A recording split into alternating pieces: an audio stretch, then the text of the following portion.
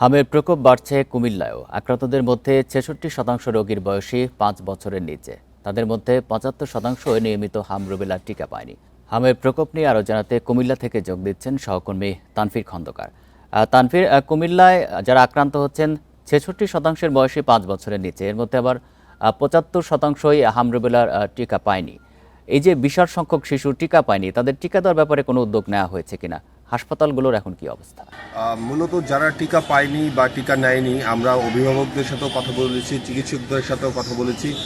তারা বলেছে যে বিগত ১-১.৫ বছরের মধ্যে যাদের বয়স আসলে ২ বছর, তারা বেশিরভাগই প্রথম ডোজ কিংবা হামের দ্বিতীয় ডোজের যে টিকা সেটি নেওয়া হয়নি, যে কারণেই কিন্তু মূলত তারা এই রোগে সংক্রমিত হচ্ছে। এবং এই বয়সের শিশুদের অবস্থাই কিন্তু খুব নাজুক এবং তারাই কিন্তু খুব দুর্ভোগে পড়ছে। আর কুমিল্লা সিভিল সার্জন কার্যালয় থেকে বলছে যে কুমিল্লাতে হাম রুবেলা টিকা ক্যাম্পেইন কিন্তু ২০ এপ্রিল থেকে শুরু হচ্ছে। কুমিল্লাতে প্রায় ৭,৫,০০০ শিশুকে এই টিকা দেওয়া হবে। এবং জেলা সিভিল সার্জন জানিয়েছেন আসলে যারা অসুস্থ রয়েছেন তারা আসলে টিকা নিতে পারবেন না।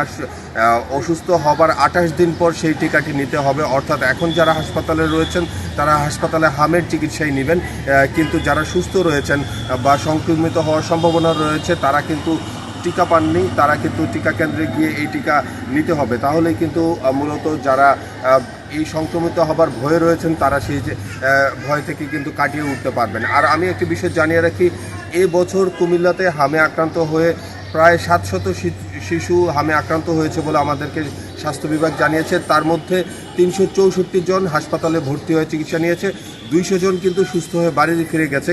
এই মুহূর্তে কুমিল্লাতে প্রায় ১০০ রোগী হাসপাতালে ভর্তি রয়েছে, তাদের ৭৫% এই কিন্তু টিকা নেয়নি বলে আমাদেরকে চিকিৎসকরা জানিয়েছে। এবং আমরা অভিভাবকদের সাথে কথা বলেছি, তারা যেটি বলছে যে তারা বিভিন্ন সময় টিকা কেন্দ্রে গিয়েছিল কিন্তু সেখান থেকে আসলে টিকা নেই বলে জানিয়েছে এবং তারা যে কারণে টিকা নিতে পারেনি। তো এই শিশুদের মধ্যে বেশিরভাগ আবার কুমিল্লা মেডিকেল কলেজ হাসপাতালে ভর্তি।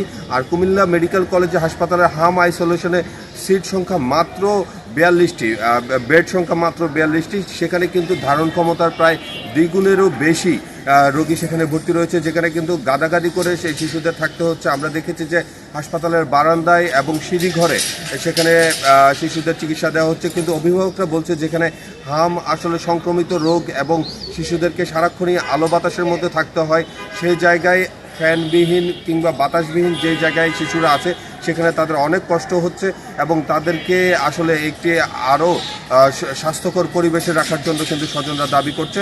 এবং তারা বলছে আলাদা আরও একটি বড় আইসোলেশন তৈরি করা গেলে হামের রোগীদের চিকিৎসা কিন্তু আরও সুন্দরভাবে কিংবা সুষ্ঠুভাবে হতো। তবে চিকিৎসার কোনো অভাব নেই, কিন্তু জায়গা সংকুলন না হয় সেখানে চিকিৎসক শিশুরা কিন্তু দুর্ভোগে রয়েছে। তো এই ছিল মূলত আমার কাছে কুমিল্লা থেকে হামের সর্বশেষ খবর। কুমিল্লা থেকে জানাচ্ছেন সহকর্মী তানফির খন্দকার।